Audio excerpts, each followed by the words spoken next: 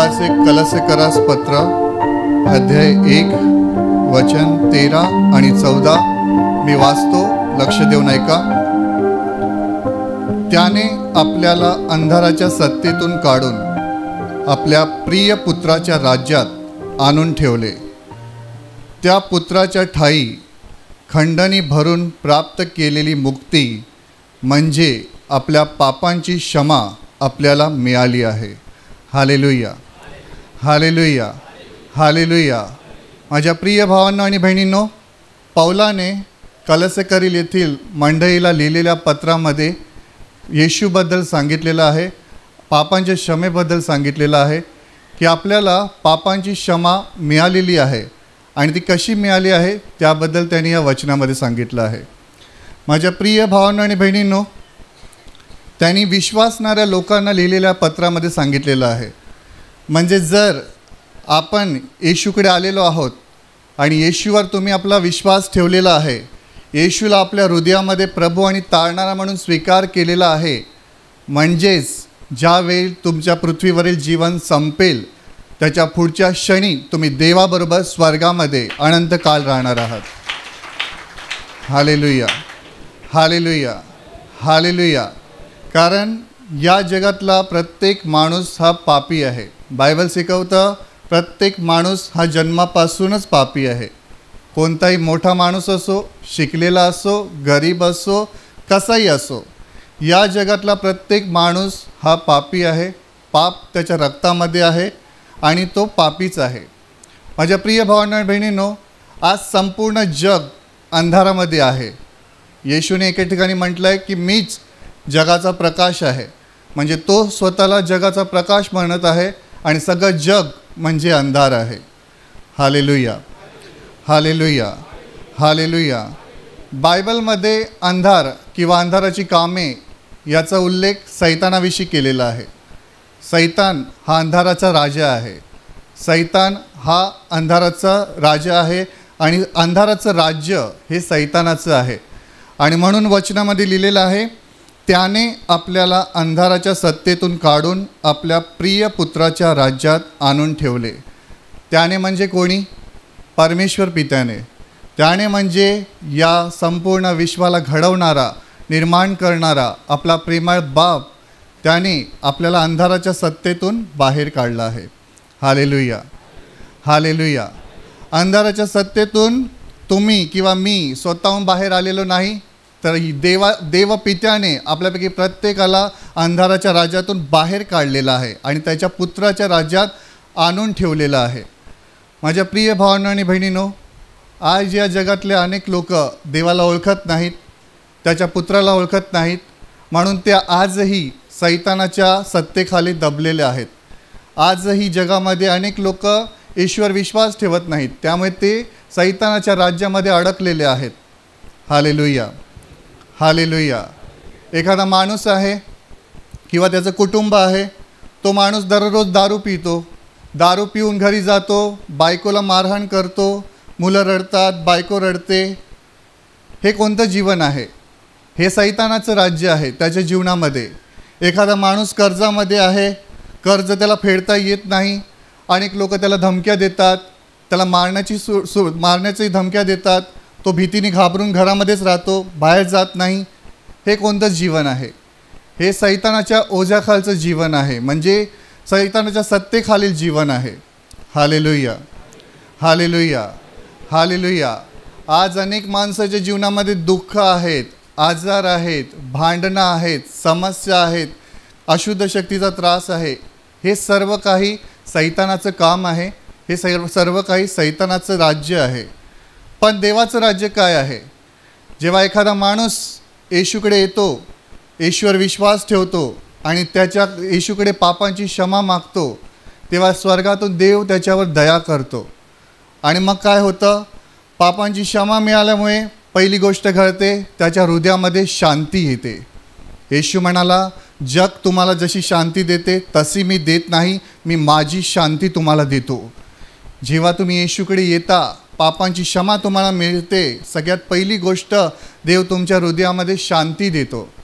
दुसरी गोष्ट घडते, तुमच्या जीवनामध्ये एखादा आजार आहे, आणि खूप आजारामध्ये तुम्ही त्रस्त आहात, तुम्ही खूप उपचार केले, सर्व काही केलं, अनेक बाबा तांत्रिक सगळं काही केलं, पण जेव्हा तुम्ही येशूकडे येता, पश्चाताप करता, येशूला सांगता की प्रभू मी पापी आहे, मी माझ्या जीवनामध्ये खूप पापं केलेली आहेत, तुम्ही देवाकडे रडता आणि तेव्हा देवाकडे पश्चाताप करता, तेव्हा देव स्वर्गातून हात लांब करतो आणि एका क्षणात तुम्हाला आजारातून बरं करतो.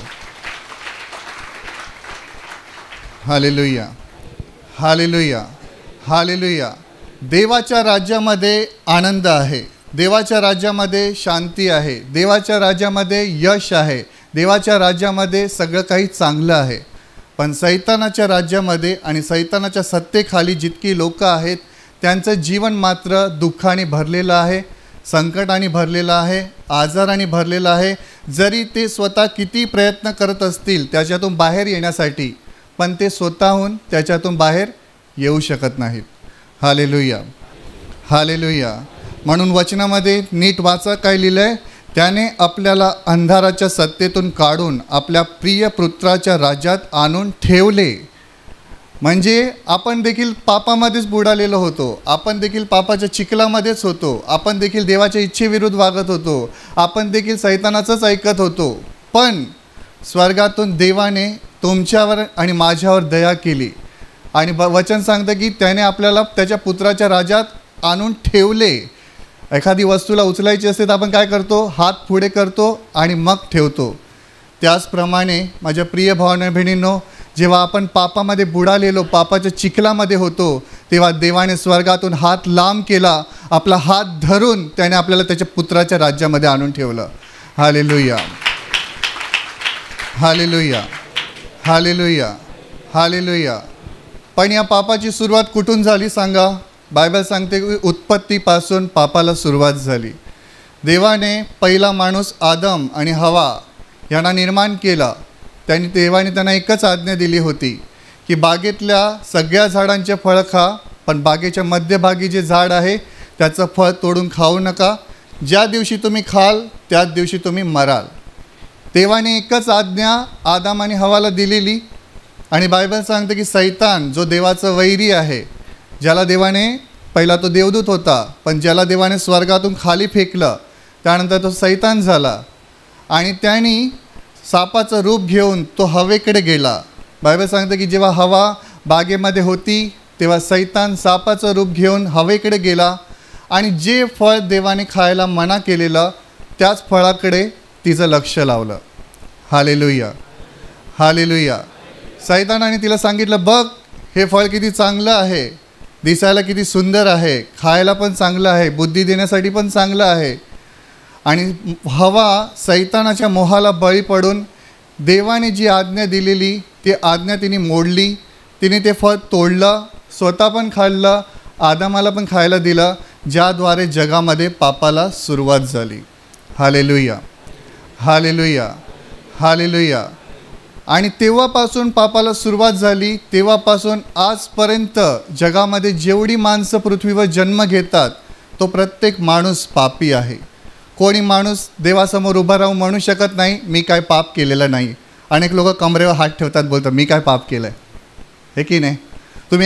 तुम्ही येशूची ओळख झाली, पण एखाद्याला येशूची ओळख नाही आहे, तुम्ही त्याला समजवता शिव्या द्यायच्या नाही, खोटं बोलायचं नाही, चोरी करायचं नाही, हे पाप आहे. तो तुम्हाला काय बोल, मी कुठे पाप करतो, हां मी कुठे खोटं बोलतो. Hallelujah, hallelujah, hallelujah. आज जगामध्ये अनेक लोक स्वतःला पापी कबूल करायला तयार नाहीत आणि त्याच्यामुळेच त्यांना देवाकडनं क्षमा मिळत नाही आणि ते सैतानाच्या सत्तेखाली दबून राहतात. माझ्या प्रिय भावांनो आणि बहिणींनो, बायबल सांगते की आदम आणि हव्याने पाप केलं, त्याच्याद्वारे जगामध्ये पापाला सुरुवात झाली आणि ते पाप वाढत गेलं. आदम आणि हवेच्या नंतर जे मुलं जन्माला आली त्यांनी देखील पाप केलं आणि मग देवाला या सगळ्या गोष्टीचा संताप आला. देवाने मानव बनवल्याचं त्याला अनुताप झाला आणि बायबल असं सांगतं की देवाने ठरवलं की मी संपूर्ण सृष्टीला नष्ट करणार. Hallelujah, hallelujah. पण देवाने पृथ्वीवर पाहिलं की एक माणूस जो देवाचं भय बाळगतो, एक माणूस जो नीतिमान आहे, जो देवाच्या वचनाप्रमाणे चालतो, आणि तो होता नोहा. नोहा हा देवाचा भय बाळगणारा माणूस होता, म्हणून देवाने जरी ठरवलं होतं की मी सगळ्या जगाचा नाश करीन, पण तेव्हा देवाने नोहाला सांगितलं की तू आणि तुझ्या कुटुंबासाठी एक जहाज बनव आणि त्या जहाजामध्ये तू जाऊन राहा, कारण मी 40 दिवस आणि 40 रात्र पाऊस पाडून संपूर्ण सृष्टीला नष्ट करणार आहे. Hallelujah, hallelujah, hallelujah. आता तुमच्यापैकी काही लोक बोलतील, देव केवढा कठोर आहे ना, देव केवढा वाईट आहे ना, देव एवढा संपूर्ण सृष्टीला एका क्षणामध्ये नष्ट करणार आहे. पण माणूस काय करतो त्याच्याकडे माणसाचं लक्ष नसतं. माणसाला पाप करण्यामध्ये आनंद आहे, माणसाला पाप सोडायची नाहीत आणि म्हणायचं की देव वाईट करतो. एका साईडला देव न्यायी आहे आणि एका साईडला देव प्रेम करतो. म्हणूनच तर देवाने नोहाला सांगितलं की जो त्याचा भय बाळगायचा, जो त्याच्या आज्ञा पाळायचा, त्याच्या वचनाप्रमाणे वागायचा, त्या नोहाला देवाने सांगितलं की तू जहाज बनव, त्या जहाजमध्ये तू आणि तुझ्या कुटुंबाला घेऊन जा. बायबल सांगतं की 40 दिवस आणि 40 रात्र पाऊस पडला, सगळी सृष्टी पूर्णपणे नष्ट झाली, पृथ्वीवर एकही माणूस उरला नाही, फक्त नोहा आणि त्याचे कुटुंबातील जण फक्त जिवंत राहिले. Hallelujah, hallelujah, hallelujah. अशा प्रकारे देवाने त्या काळामध्ये सृष्टीवरील संपूर्ण मानवजातीला नष्ट केलं. पण बायबल सांगतं की नोहाच्या नंतर देखील जी पिढी आली ती देखील पापच करत राहिली. नोहाच्या नंतर जे मुलं जन्माला आली त्यांनी पण पाप केलं. आणि जेव्हा देवाने हे पुन्हा पाहिलं की पाप जगामध्ये वाढत आहे, त्यावेळी देवाने निर्णय घेतला की ज्याप्रमाणे मी नोहाच्या काळामध्ये सृष्टीला नष्ट केलेलं, त्याप्रमाणे मी आता माणसाला नष्ट करणार नाही, तर मी माणसाला वाचवणार. Hallelujah, hallelujah. देवाने स्वर्गामध्ये निर्णय घेतला की मी पुन्हा माणसाला नष्ट करणार नाही, तर मी माणसाला वाचवण्यासाठी एक संधी देईन. आणि बायबल असं सांगतं की देवाने त्याच्या एकुलत्या एक पुत्राला, येशूला या जगामध्ये पाठवलं. Hallelujah, hallelujah, hallelujah. माझ्या प्रिय भावांनो आणि बहिणींनो, बायबल सांगतं की पापाचं वेतन मरण आहे. जो कोणी पाप करतो त्याला मरायचंच आहे. पण मरण फक्त तुमच्या शरीराचं नाही, तुमच्या शरीर आणि आत्म्याचं दोघांचं मरण आहे. जी लोक येशूला ओळखत नाही ते शरीरामध्ये मेल्यानंतर त्यांचं आत्म्याचं काय होईल, आणि जी लोक येशूवर विश्वास ठेवतात ते मरण पावल्यानंतर त्यांचं काय होईल, ह्याच्याविषयी येशू सांगण्यासाठी जगामध्ये आला होता. Hallelujah, hallelujah, hallelujah. आणि म्हणूनच वचनामध्ये लिहिलेलं आहे की त्या पुत्राच्या ठायी खंडणी भरून प्राप्त केलेली मुक्ती म्हणजे आपल्या पापांची क्षमा आपल्याला मिळाली आहे. माझ्या प्रिय भावांनो आणि बहिणींनो, बायबल सांगते की जो जीवात्मा पाप करतो तो मरणार आहे. आपण शरीरामध्ये पण मरणार, पण जर आपण पाप केलं, देवाच्या इच्छेविरुद्ध वागलो, देवाच्या आज्ञेचं पालन केलं नाही, देवाला न आवडणारं जीवन जगलो, तर त्याची शिक्षा ही आहे की आपण मेल्यानंतर स्वर्गात कधीच जाऊ शकणार नाही. Hallelujah, hallelujah, hallelujah. जर एखाद्या माणसाला पापांची क्षमा मिळाली नाही तर त्या माणसाचा प्रवेश स्वर्गामध्ये होऊ शकत नाही. का होऊ शकत नाही? कारण बायबल सांगतं की देव पवित्र आहे, देव प्रकाशाने भरलेला आहे, देव सामर्थ्याने भरलेला आहे, देव प्रेमाने भरलेला आहे. काही दिवसापूर्वी मी बायबल वाचत होतो, योहानाच्या पत्रामध्ये लिहिलं आहे की देव प्रकाश आहे आणि त्याच्या ठायी मुळीच अंधार नाही. मुळीच या शब्दावर तुम्ही मनन करा. देव एवढा प्रकाश आहे की त्याच्या ठायी मुळीच अंधार नाही. मी विचार केला, आम्ही तर दिवस रात्र किती पाप करतो, तर आम्ही स्वर्गात कसं जाणार? मनामध्ये जेव्हा आपण असं बोलतो तेव्हा देवाचा आत्मा आतून सांगतो की तू माझ्यावर विश्वास ठेवला आहेस, माझ्याद्वारे तू स्वर्गामध्ये येणार आहेस. Hallelujah, hallelujah, hallelujah. कारण जेव्हा देवाचं वचन तुम्ही वाचता तेव्हा देव आपल्याशी बोलायला लागतो. आपल्याला माहिती आहे की आपली लायकी नाही आहे, आपल्याला माहिती आहे की आपण इथे उभे पण राहू शकत नाही, कारण देव एवढा पवित्र आहे आणि एवढा प्रकाशाने भरलेला आहे.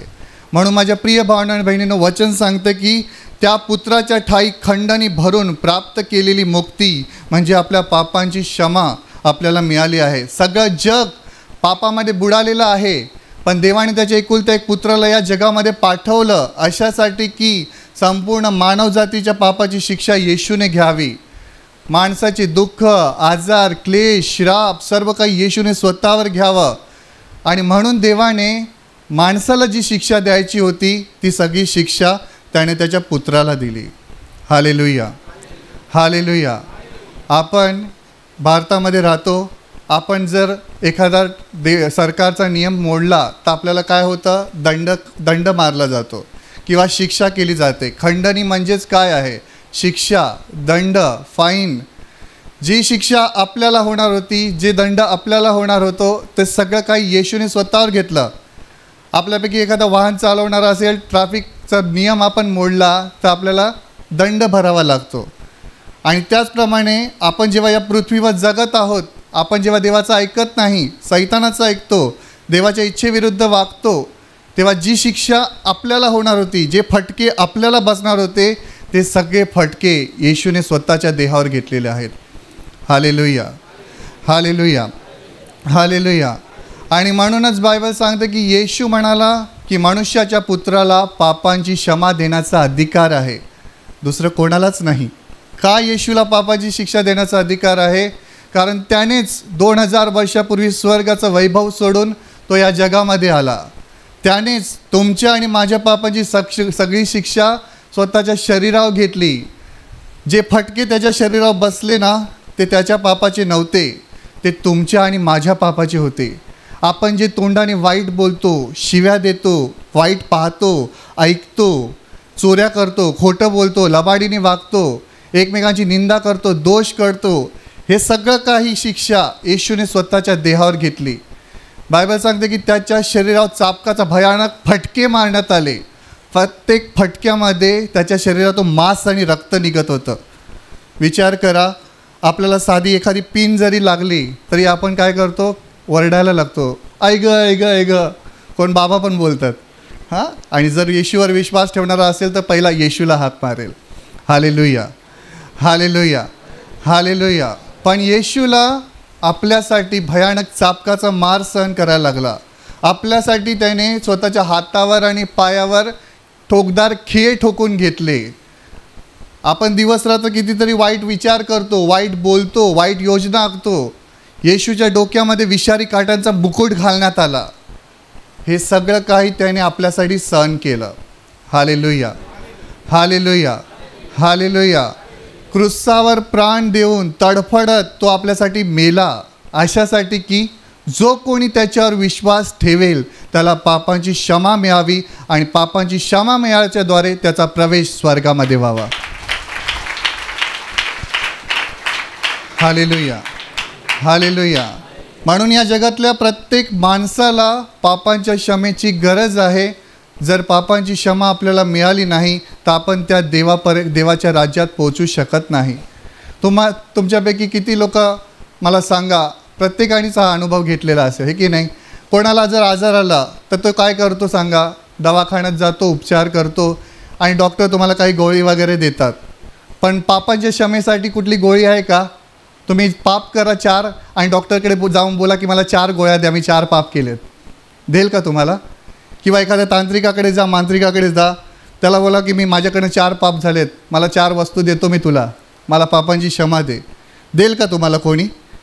या जगामध्ये कोणताही माणूस, कोणताही किती मोठा माणूस असो किंवा कोणी असो, पापांची क्षमा देऊ शकत नाही. एकच आहे ज्याने आपल्यासाठी क्रूसावर प्राण दिला, तोच आपल्याला पापांची क्षमा देतो. Hallelujah, hallelujah, hallelujah.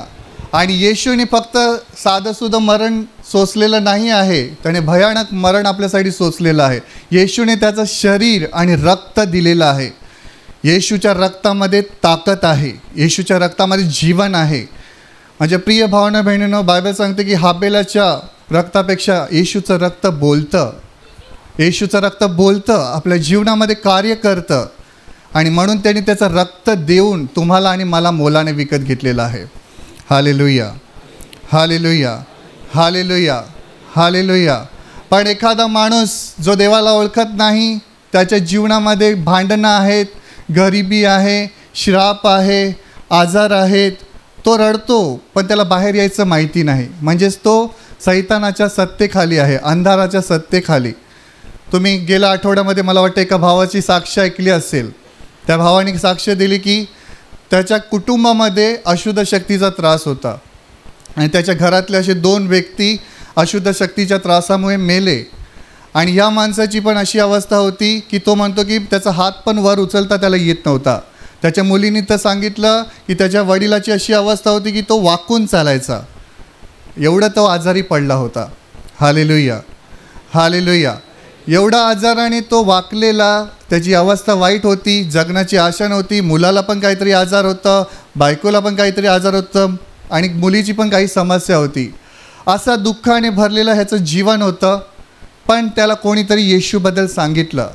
हा भाऊ जेव्हा इकडे प्रार्थनेला आला, त्याने येशूवर विश्वास ठेवलं, त्यांनी देवाकडे पश्चाताप केला, देवाला सांगितलं की मी पापी आहे, माझ्यावर दया कर, मला क्षमा कर.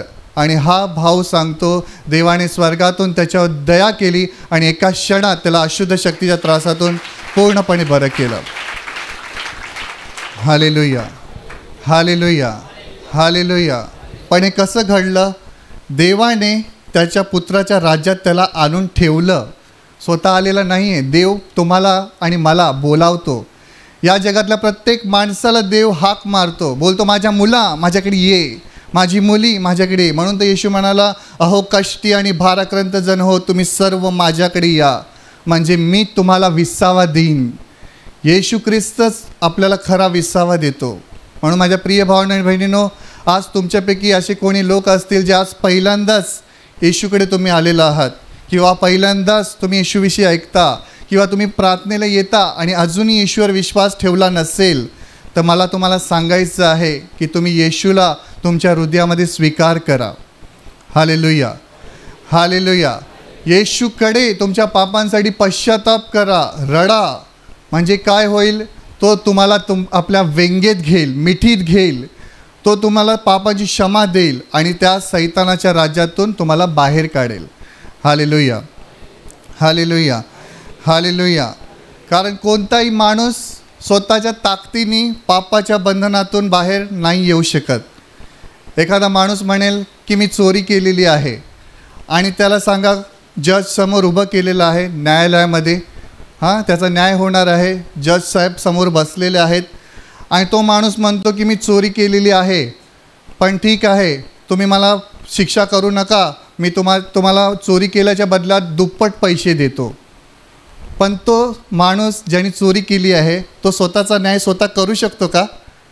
नाही करू शकत.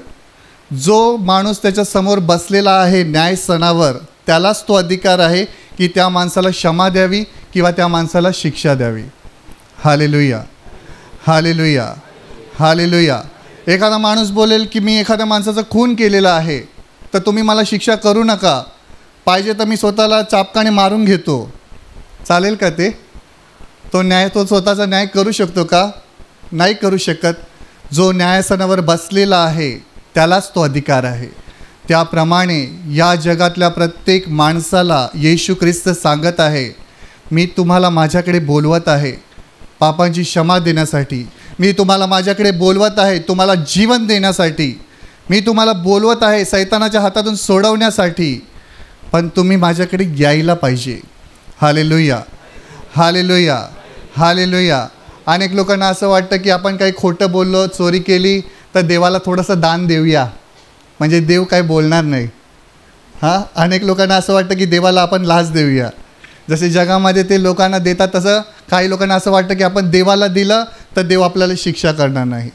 काही लोक मला मिळतात, ते सांगतात की ब्रदर मला अमुक अमुक आजार आहे, माझ्यासाठी प्रार्थना करा, आणि मी देवासाठी दान पण दिलं आहे. आता तुला आजार आहे ते सांगितलंस ठीक आहे, तू दान केलंस ते मला कशाला सांगतोस? बरा करणारा कोण आहे? देव आहे. तर तू म्हणायला पाहिजे की देवा मी पापी आहे, मला क्षमा कर. देव लगेच तुला स्पर्श करेल आणि एका क्षणात बरं करेल. Hallelujah, hallelujah, hallelujah. पण अनेक लोक अंधाराच्या सत्तेखाली आहेत, त्याच्यामुळे त्यांना कळत नाही त्यांना जीवनामध्ये काय निर्णय घ्यायचा आहे. माझ्या प्रिय भावांनो आणि बहिणींनो, येशू ख्रिस्तच आपल्याला पापांची क्षमा देतो. बायबल सांगतं जेणेकरून मनुष्याचं तारण होईल असं दुसरं कोणतंही नाव पृथ्वीवर नाही, माणसाच्या मध्ये नाही. एकच नाव आहे, येशूचं नाव. त्याद्वारे माणसाला पापांची क्षमा मिळते. Hallelujah, hallelujah, hallelujah. आणि म्हणून तुमच्यापैकी प्रत्येकाने जर येशूवर विश्वास ठेवलेला आहे तर तुम्हाला पापांची क्षमा मिळाली आहे असं वचन सांगतं. म्हणजेच तुम्हाला पापांची क्षमा मिळाली आहे. तुम्ही आशीर्वादित लोक आहात, तुम्ही देवाचे निवडलेले लोक आहात. बायबल सांगतं की तुम्हाला पापांची क्षमा मिळाली आहे म्हणजे तुमचं नाव जीवनाच्या पुस्तकामध्ये लिहिलेलं आहे. तुम्ही मेल्यानंतर नष्ट होणार नाही, तर देवाबरोबर स्वर्गामध्ये अनंत काळ जिवंत राहणार आहात. Hallelujah, hallelujah, hallelujah. पण ज्यांनी येशूवर विश्वास ठेवलेला नाही त्यांना मात्र आशा नाही. बायबल सांगतं की ज्यांनी येशूवर विश्वास ठेवला त्यांना आशा आहे. काय आशा आहे? मेल्यानंतर आम्ही नष्ट होणार नाही, तर आम्ही युगानुयुग स्वर्गामध्ये देवाबरोबर जिवंत राहणार आहोत. Hallelujah, hallelujah, hallelujah. म्हणून तुमच्यापैकी एखाद्याच्या जीवनामध्ये अजूनही दुःख आहे, समस्या आहेत, भांडणं आहे, सैतानाचं बंधन आहे, म्हणजे तुम्ही सैतानाच्या अधिकारामध्ये आहात, अंधाराच्या सत्तेखाली आहात. म्हणून तुम्हाला येशूवर पूर्ण विश्वास ठेवणं गरजेचं आहे. तुम्ही असं म्हणू नका आज येशूवर विश्वास ठेवला. आता काही लोक मला विचारतात की आम्ही 7 वेळा प्रार्थनेला आलो, 8 वेळा प्रार्थनेला आलो. मी त्यांना म्हणतो तुम्ही जितक्या वेळा आलात देवाकडे येण्यासाठी तुम्ही का मोजता? तुम्ही देवाकडे येण्यासाठी मोजत राहिलात तर तुम्हाला देवाकडनं काहीच मिळणार नाही. तुम्ही असं म्हणाल की माझ्या जीवात जीव आहे तोपर्यंत मी देवाकडे येत राहणार आणि मेल्यानंतर पण मी त्याच्याकडेच राहणार. Hallelujah, hallelujah, hallelujah. कारण येशू ख्रिस्तच आपल्या आत्म्याची मुक्ती आपल्याला देतो. त्याच्या बलिदानाद्वारे आपल्याला पापांची क्षमा मिळते, आपल्या आत्म्यामध्ये आपल्याला मुक्ती मिळते, आपल्या आत्म्यात शांती मिळते आणि आपल्याला देवाकडून अभिवचन मिळतं की आपण मेल्यानंतर देव पित्याबरोबर सार्वकाळ राहणार आहोत. Hallelujah, hallelujah, hallelujah. अनेक वेळेला तुम्ही बघितलं असेल काही वेळेला काही लोकांच्यामध्ये अशुद्ध आत्मे असतात आणि अशुद्ध आत्मे त्या माणसांना सोडत नाहीत. अशुद्ध आत्मे बोलतात की या माणसाला मी विकत घेतलेलं आहे, किंवा अशुद्ध आत्मे म्हणतात की या माणसाचा मी ताबा घेतलेला आहे, मी सोडणार नाही. Hallelujah, hallelujah. एक दिवशी जे देवाचे सेवक आहेत बॅनीहीन एका ठिकाणी प्रार्थना घेत होते आणि प्रार्थना घेत असताना लाईनीमध्ये अनेक लोकं होती आणि त्यावेळेला एका लाईनीमध्ये एक स्त्री होती, एक बाई होती. तिच्याकडे जेव्हा ते प्रार्थना करण्यासाठी आले आणि जेव्हा तिच्या डोक्यावर हात ठेवून प्रार्थना करायला लागले तेव्हा तो सैतान बोलतो की मी या बाईला सोडणार नाही, या बाईवर माझा अधिकार आहे. जोपर्यंत माणूस पाप करत राहतो, देवाचं ऐकत नाही, देवाचं आज्ञेचं पालन करत नाही, लक्षात ठेवा तुमच्यावर सैतान आपला अधिकार गाजवणार. जरी तुम्ही येशूवर विश्वास ठेवलेला आहात पण तुम्ही देवाला ओळखून पण पाप करत राहाल तरीसुद्धा सैतान तुमच्यावर आपला अधिकार गाजवत राहणार. Hallelujah, hallelujah. मग बॅनीहीन म्हणाले जेव्हा ते प्रार्थना करत होते तो अशुद्ध आत्मा जातच नव्हता. ते त्याला येशूच्या नावाने आज्ञा करत होते तरी तो जात नव्हता. आणि मग त्यांनी बघितलं की त्या बाईच्या हातामध्ये एक अंगठी आहे जी सैतानाचं चिन्ह होतं त्याच्यावरती. आणि तेव्हा बॅनीहींनी पाहिलं, ती अंगठी काढण्याचा प्रयत्न केला, पण ती अंगठी जेव्हा काढायला जातात तेव्हा तो अशुद्ध आत्मा तिचं शरीर पूर्ण फुगवून टाकायचा. Hallelujah, hallelujah. म्हणजे ती अंगठी निघायलाच नाही पाहिजे आणि त्यासाठी सैतान खूप प्रयत्न करत होता की ती अंगठी निघायला नाही पाहिजे म्हणून. आणि मग थोड्या वेळाने बॅनीहीन म्हणतात की या बाईवर मी येशूचं रक्त लावतो. असं म्हणताच एका क्षणात ती अंगठी बाहेर निघते आणि ती बाई पूर्णपणे मुक्त होते. Hallelujah, hallelujah, hallelujah.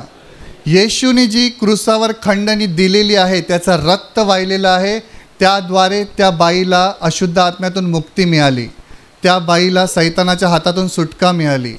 माझ्या प्रिय भावांनो आणि बहिणींनो, आज तुमच्यापैकी देखील असे अनेक लोक असतील जे सैतानाच्या जाळ्यामध्ये अडकले आहेत, सैतानाच्या बंधनामध्ये अडकलं असाल तर आज आपलं हृदय देवाला द्या, आज आपलं जीवन देवाला समर्पित करा, आज पूर्णपणे येशूवर विश्वास ठेवा. जसे ब्रदर सांगायचे 50% नाही 100% येशूवर विश्वास ठेवा आणि हृदयातून म्हणा, तूच माझा प्रभू आहेस, तूच माझा देव आहेस, तूच माझा मालक आहेस. मी तुम्हाला खात्रीने सांगतो, देव तुमच्या संकटामध्ये देवदूत पाठवून तुमचं रक्षण करेल. Hallelujah, hallelujah, hallelujah. कारण एकदा तुम्हाला येशूची ओळख झाली, तुम्ही त्याच्यावर विश्वास ठेवलात, तर क्षणाक्षणाला देव तुमच्याबरोबर राहतो. जिथे कुठे तुम्ही जाणार देवाचा आत्मा तुमच्यावर राहील. जिथे कुठे तुम्ही जाणार देव तुम्हाला मार्गदर्शन करेल. पण आज जी लोक येशूवर विश्वास ठेवत नाहीत ते सगळेजण सैतानाच्या सत्तेखाली आहेत. Hallelujah, hallelujah, hallelujah, hallelujah. म्हणून जगामध्ये येशू ख्रिस्ताने पापांची क्षमा उपलब्ध केलेली आहे. पण जे लोक येशूकडे येत नाहीत त्यांना पापांची क्षमा मिळत नाही. पण जे लोक येशूकडे येतात त्यांच्यावर देव दया करतो आणि पापांची क्षमा देतो. जसं बायबलमध्ये एक उदाहरण आहे. एक पक्षघाती माणूस होता ज्याला 4 माणसांनी उचलून घेऊन आले आणि 4 माणसांनी उचलून घेऊन आल्यानंतर ज्या ठिकाणी येशू होता ते सगळं घर लोकांच्या गर्दीने भरलेलं होतं. आणि त्यामुळे ते 4 माणसांचा असा विश्वास होता की आपण या माणसाला जर येशूकडे घेऊन जाऊ ज्याला पक्षघात झालेला आहे तर येशू त्याला बरं करेल. Hallelujah, hallelujah. तुमच्या जीवनामध्ये पण किती मोठा आजार असेल, कॅन्सर असेल, डायबिटीज असेल, HIV असेल, तुम्हाला भीती वाटत असेल, तर मी तुम्हाला सांगतो येशूवर पूर्ण विश्वास ठेवा 100% की तो माझा देव मला बरं करेल, तो माझा देव मला सोडणार नाही. आणि देवाला रडून तुम्ही जर हाक माराल तर देव नक्की तुम्हाला उत्तर देईल. त्या माणसाने काय केलं, त्या माणसाला 4 माणसांनी पकडून पक्षघाती माणसाला उचलून जिथे येशू बसला होता त्याच्यावरचं छप्पर काढून टाकलं आणि त्या पक्षघाता माणसाला वरून खाली सोडलं जिथे येशू होता. आणि बायबल असं सांगतं, जेव्हा येशूने त्या पक्षघाती माणसाकडे पाहिलं तेव्हा येशू म्हणाला, मुला तुला पापांची क्षमा झाली आहे. येशू जेव्हा म्हणतो तुला पापांची क्षमा झाली आहे तेव्हा काही लोक कुरकुर करतात, ह्याला पापांची क्षमा द्यायचा अधिकार कोणी दिला. तेव्हा येशू म्हणतो की मनुष्याच्या पुत्राला पापांची क्षमा द्यायचा अधिकार आहे हे तुम्हाला कळावं. आणि म्हणून येशू त्या माणसाला बोलतो, उठ आपली खाट घे आणि घरी जा. एका क्षणात तो पक्षघाती माणूस उठतो आणि बरा होतो. Hallelujah, hallelujah, hallelujah. म्हणून माझ्या प्रिय भावांनो बहिणींनो, आपल्या जीवनामध्ये तुम्हाला असं वाटत असेल की मी खूप पापी आहे, मी खूप पापं केलेली आहेत, मी देवासमोर येण्यास लायक पण नाही. पण अनेक लोक चुकी करतात, ते स्वतःला दोष देत राहतात पण ते देवाकडे कधीच येत नाही. का? कारण सैतान नेहमी त्यांच्या कानामध्ये त्यांना फसवत असतो. अरे तू देवाकडेच गेलास तरी तुला देव क्षमा करणार नाही, तू खूप पापं केलेली आहेस. आणि त्याचा परिणाम असा होतो की अनेक लोक देवाकडे येत नाहीत, पश्चाताप करत नाही आणि मग त्यांचा आत्म्याचा नाश होतो. Hallelujah, hallelujah, hallelujah. माझ्या प्रिय भावांनो आणि बहिणींनो, देव प्रकाशाने भरलेला आहे आणि त्याची इच्छा आहे की त्याची प्रत्येक मुलं प्रकाशित व्हावीत. आपल्यापैकी प्रत्येकाचं जीवन प्रकाशित व्हावं. म्हणून येशू म्हणाला, चोर येतो केवळ चोरी, घात आणि नाश करावयास, पण मी तर त्यांना जीवन प्राप्त व्हावं, विपुल प्राप्त व्हावं म्हणून या जगामध्ये आलेलो आहे. Hallelujah, hallelujah. येशू ख्रिस्त तुम्हाला जीवन देण्यासाठी आलेला आहे, मुक्ती देण्यासाठी आलेला आहे, शांती देण्यासाठी आला आहे, आनंद देण्यासाठी आलेला आहे. म्हणून तुम्ही त्याच्यावर विश्वास ठेवला पाहिजे. म्हणूनच देवाने तुम्हाला अंधाराच्या सत्तेतून बाहेर काढलेलं आहे. मग आता देवाची अशी इच्छा आहे, पुन्हा तुम्ही त्या पापामध्ये जाऊ नका, पुन्हा तुम्ही त्या अंधारामध्ये जाऊ नका, नाहीतर तो सैतान पुन्हा तुम्हाला पकडेल आणि तुमच्या आत्म्याचं नाश करेल. Hallelujah, hallelujah, hallelujah. माझ्या प्रिय भावांनो आणि बहिणींनो, आजपर्यंत जर तुम्ही येशूवर विश्वास ठेवला नसेल तर आज पूर्णपणे येशूवर विश्वास ठेवा. देवासमोर रडा, माणसासमोर नाही, देवासमोर रडा. जसं मी सांगितलं, तुम्हाला एखादा उपचार करायचा असतो तुम्ही उपचार घेता, तुम्ही अनेक लोकांचे सल्ले घेता, पण सगळ्यात पहिलं देवाजवळ या. बायबल सांगते देवाजवळ या म्हणजे तो तुमच्याकडे येईल. Hallelujah, hallelujah. माणसाला देवाकडे येणं गरजेचं आहे. तुम्ही जर म्हणाल देव असेल तर मला घरी येऊन बरं करेल, देव असेल तर मला कंपनीमध्ये आशीर्वाद देईल, हे की नाही. अनेक लोकांना असं वाटतं की आपल्या मनाप्रमाणे व्हावं. तसं नाही आहे. देव स्वर्गामध्ये बसलेला आहे, पण त्याचे डोळे आपल्याकडे लागलेले आहेत, त्याचे कान आपल्याकडे लागलेले आहेत. जरी तुम्ही इथे बसलेला आहात, मनामध्ये काय बोलता आहात, देवाचं लक्ष आहे तुमच्याकडे. तुमच्या हृदयामध्ये तुम्ही काय करता. जसं एक बहीण होती, तिने साक्ष दिली. तिला 15 वर्ष मूळव्याधाचा त्रास होता. 15 वर्ष तिने खूप उपचार केले, पण बरी झाली नाही. ती प्रार्थनेला यायला लागली. तिने शिबिरामध्ये भाग घेतला.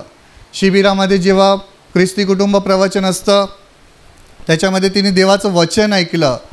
ती देवाला म्हणत होती की देवा, मी काय पाप केलं आहे, मला दाखव, म्हणजे मी पश्चाताप करीन. तेव्हा तिला कळलं की 15 वर्ष तिने नवऱ्याचं कधीच ऐकलं नाही आणि ऐकलंच नाही. तेव्हा तिला कळलं की माझ्या जीवनात हेच पाप आहे, ज्याच्यामुळे मला हा आजार आलेला आहे. Hallelujah, hallelujah, hallelujah. जेव्हा एखादा नवरा आपल्या बायकोला मारतो, तेव्हा ते पाप असतं, हे जगातल्या लोकांना माहिती नाही. एखादा माणूस दुसऱ्याला फसवतो, चोरी करतो, हे लोकांना माहिती नाही आणि त्याच्यामुळेच त्यांना पापांची क्षमा मिळत नाही. पण त्या बहिणीला देवाच्या वचनाद्वारे कळलं की मी 15 वर्ष नवऱ्याचं कधीच ऐकलं नाही, त्यामुळे मला हा आजार आलेला आहे. तिने निर्णय घेतला. काय निर्णय घेतला? मी येशूकडे क्षमा मागीन, देवाकडे पश्चाताप करीन आणि घरी गेल्यावर नवऱ्याकडे पण पश्चाताप करीन. Hallelujah, hallelujah. त्या बहिणीने साक्ष दिली की तिने पश्चाताप केल्यानंतर घरी गेली, नवऱ्याशी बोलली, नवऱ्याला सांगितलं मला देवाचं वचन मिळालं आहे की मला तुमच्या अधीन राहायला पाहिजे. 15 वर्ष मी तुमचं ऐकलं नाही, आजपासून मी तुमचं ऐकणार, मला क्षमा करा. ज्या दिवशी तिने नवऱ्याकडे क्षमा मागितली, त्या दिवसापासून 15 वर्षाचा मूळव्याध पूर्णपणे प्रभू येशूने काढून टाकला. Hallelujah, hallelujah, hallelujah. म्हणजेच जेव्हा देव तुम्हाला पापांची क्षमा देतो, तेव्हा तुम्ही सैतानाच्या बंधनातून मुक्त होता. जेव्हा देव तुम्हाला पापांची क्षमा देतो, तेव्हा तुमच्या आत्म्याला खरी मुक्ती मिळते. जेव्हा देव तुम्हाला येशूकडे आल्यानंतर तुम्ही पश्चाताप करता, तेव्हा देव तुमच्या जीवनातले बंधनं तोडून टाकतो आणि तुम्हाला एक नवीन जीवन देतो. Hallelujah, hallelujah. म्हणून माझ्या प्रिय भावंड आणि बहिणींनो, येशूवर पूर्ण विश्वास ठेवा. कारण जसं जसं जगाचा शेवट जवळ येत आहे, येशूचं येणं जवळ आलेलं आहे. म्हणून शेवटपर्यंत विश्वासामध्ये टिकून राहण्यासाठी प्रयत्न करा. येशूला आपल्या अंतःकरणात प्रभू आणि तारणामधून स्वीकार करा. म्हणजे ज्यावेळी तो येईल, त्यावेळी तुम्ही स्वर्गामध्ये अनंत काळ त्याच्याबरोबर राहणार आहात. Hallelujah, hallelujah, hallelujah. आई, तुमचं नाव सांगा. माझं नाव रंजना अशोक भडांगे. तुमची साक्ष सांगा. माझी साक्ष अशी होती, 8-10 दिवसापासून मला जिभेला जेवायला होत नव्हतं. खूप आग व्हायची. जरा काही खाल्लं की आग व्हायची, तिखट व्हायची. गोड खाल्लं की काय वाटत नव्हतं. मग असं करता करता माझं सगळं अंग दुखायला लागलं. मला जेवण नंतर जायलाच होईना. 2 दिवस मी जेवलीच नाही. मग नंतर शिबिराला मी आली. त्याच दिवशी मग मी जेवली. मला बरं वाटलं. अंतःकरणात पण शांती. हे डोकं इतकं भारी झालं होतं का असं वाटतं काहीतरी झालं आहे मला. इतकं डोकं जड झालं होतं, सगळं अंग भारी झालं होतं. त्या दिवशी स्तुती ही प्रार्थना घेतली ना पवित्राची, तेव्हा एकदम मला शांत झालं आणि मला बरं पण वाटलं पुष्कळ. आता मी 2-3 टाईम इथे जेवली तर मला काहीच झालं नाही. त्याबद्दल देवाला धन्यवाद देते, आभार मानते. तेव्हापासून आता तुम्हाला बरं वाटतंय? बरं वाटतंय आता.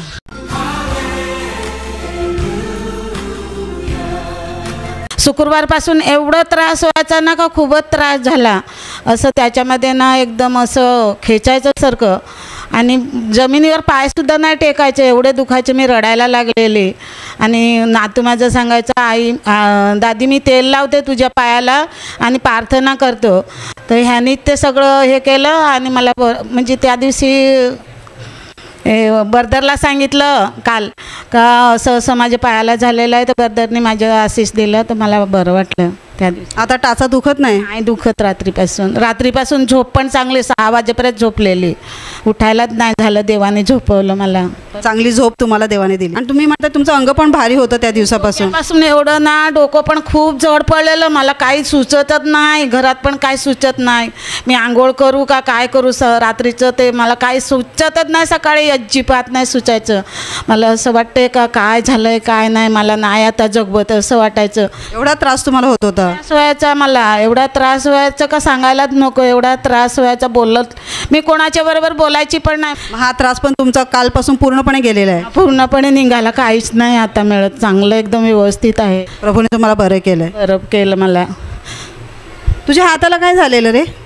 दुखत होतं, एवढं दुखत होतं. कधीपासून दुखत होतं? सोमवारपासून.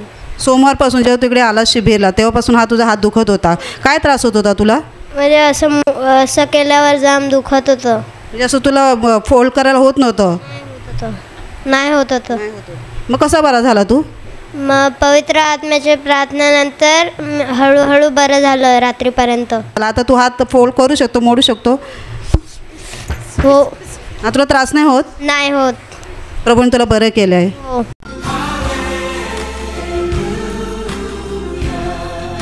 तुम्हाला 1 महिनाभर तुमचं शरीर तुम्हाला भारी वाटत होतं? मला असं उठायला बसायला कंटाळा यायचा, असं वाटायला उठावं नाही, एकदम अस्वस्थपणा वाटायचा आणि खांद्याची इथं दुखायचं, पाठीत दुखायचं. पण आजच्या ब्रदरांनी सांगितलं नाचून गाऊन तुम्ही स्तुती करा. तसे मी नाचायला लागले, माझे पाय बिया हालायला लागले, अशी करायला लागले. तर मी बिलकुल अशी जरा हे करून मला सुस्त झालेलं शरीर झालेलं. म्हणून मी प्रभूला धन्यवाद धन्यवाद धन्यवाद देते. आता तुम्हाला पूर्ण हलकं वाटते? हलकं वाटतंय मला, म्हणून प्रभूची मी स्तुती करते आणि प्रभूला धन्यवाद धन्यवाद धन्यवाद धन्यवाद दे.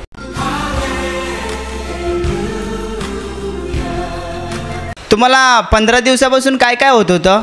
डोका वजन सापड, खोकला फार, या सात आखा भरून, या मगर दुख, आखा अंग पुर्रा सगळा दुखायचा, असा म्हणजे बांधून सारखा ठेवेल असा. मग तुम्ही निवासी शिबिरात भाग घेतल्यावर कधी बरे झाले? आत्ताच्या प्रार्थनेत काय झालं? आता ते सांग पापा सांग क्षमा, पापाची करा सांग, लोकांची क्षमा करा सांग, दुसऱ्याला चांगला बर्डन. तुम्ही तुमचं अंतःकरण स्वच्छ केलं आणि नाचून गाऊन देवाची स्तुती केली. डोळे उघडा, डोळे उघडा. आई, नाचून गाऊन स्तुती केल्यानंतर काय झालं? माझा सगळा डोका पण निघून गेला, नाखा अंग सगळा हलका पडला.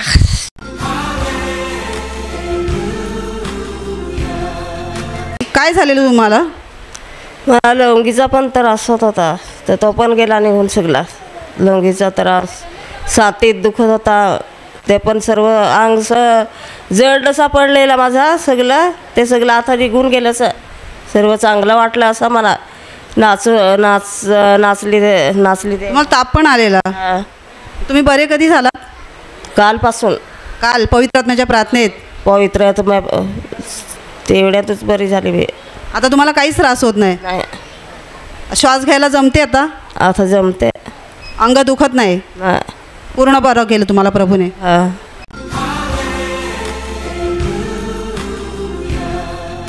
माझ्या प्रिय भावांनो आणि बहिणींनो, आता मी तुमच्यासाठी प्रार्थना करणार आहे. तुम्हाला एखादा आजार असेल तर त्या आजारी भागावर विश्वासाने हात ठेवा, आणि त्या भागावर हात ठेवणे शक्य होत नसेल तर विश्वासाने हात छातीवर ठेवा. एका क्षणात प्रभू येशू तुम्हाला स्पर्श करेल आणि बरं करेल. आणि आपले डोळे बंद करा. या क्षणाला प्रभू येशूचं महान सामर्थ्य तुमच्या उतरो. प्रभू येशूचा स्पर्श तुम्हाला हो. तुमच्या शरीरातील सर्व आजार प्रभू येशूच्या नावाने या क्षणाला निघून जात.